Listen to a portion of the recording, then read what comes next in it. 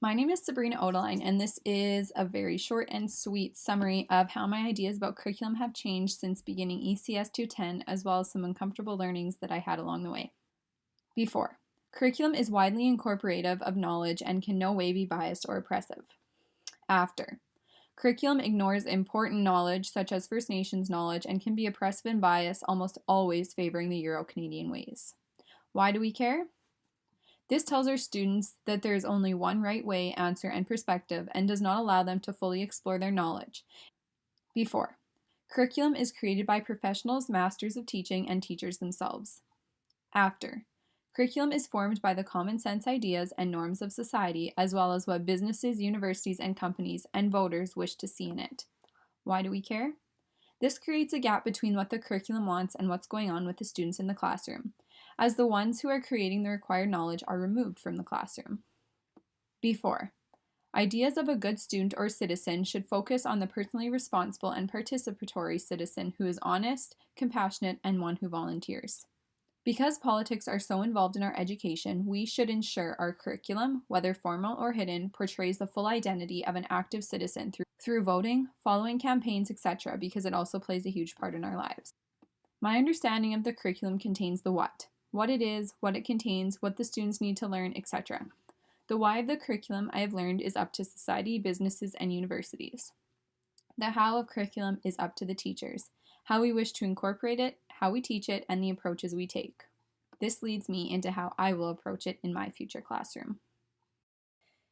To help explain my approach to curriculum, we're going to take a look at an outcome from Science 10, which is CR1, Indicator E. Explain why it can be difficult to classify changes as physical or chemical, including reference to the reversibility of the reaction. An approach through my philosophy. Because I believe in hands-on experiential learning, I will get students to complete these experiments that examine both physical and chemical changes.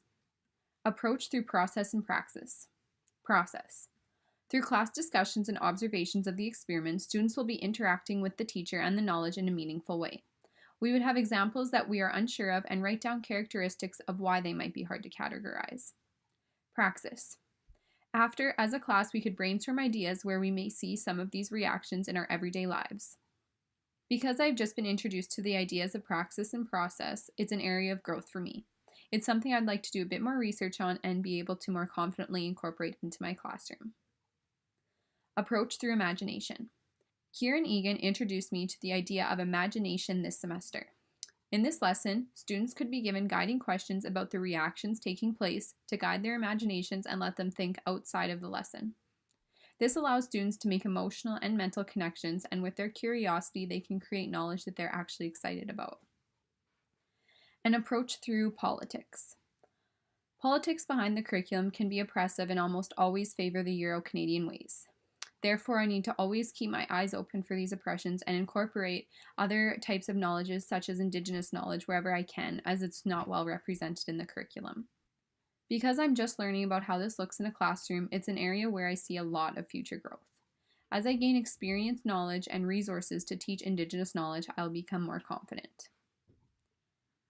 How my approach will not be. Following the Tyler rationale that every student, regardless of background or location, could learn the same things in the same way is something that I do not believe.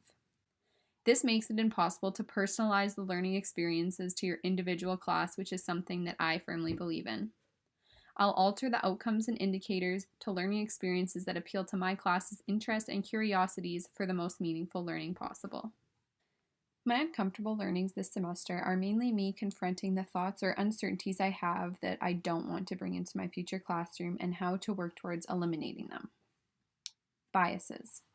I've addressed that they're there after being ashamed about them for years. Previously, I didn't want to admit that I held biases, but now I understand that the most important thing about them is to recognize them. Through this, we can overcome them, understand why they're there, and move forward without them. One bias I'm still working on is the struggling student. I have a very specific idea of what a struggling student looks like versus what a good student should look like.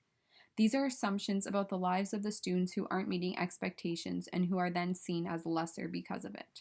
Understanding that race or gender does not put you in this situation is the first step to overcoming this bias. Treaty Ed. At the beginning of the year, I thought the reason we did Treaty Ed was for First Nations students to see their culture represented in education. Through an uncomfortable learning, I see that this couldn't be farther from the truth. I was playing into the bias that white people don't need to be educated on First Nations knowledge, which is arguably more important. This is to dismiss racism and show students how we are all treaty people because many think they are removed from it. It also allows for tough conversations to begin and allows students to disrupt their ideas that there is only one right way or one norm. This also allows students to see an alternate view of learning that may not be directly present in their community. Fears. I still fear how to incorporate Indigenous knowledge in a meaningful way without cultural appropriation. Through practice, advice, and research, I'll be able to tackle this better with time. So, through this semester, I've learned a lot about the ideas of curriculum, how I look at it, and a few bumps of awkward learnings along the way. The question I leave with is, do we as teachers incorporate our classroom into the curriculum, or do we incorporate the curriculum into the classroom?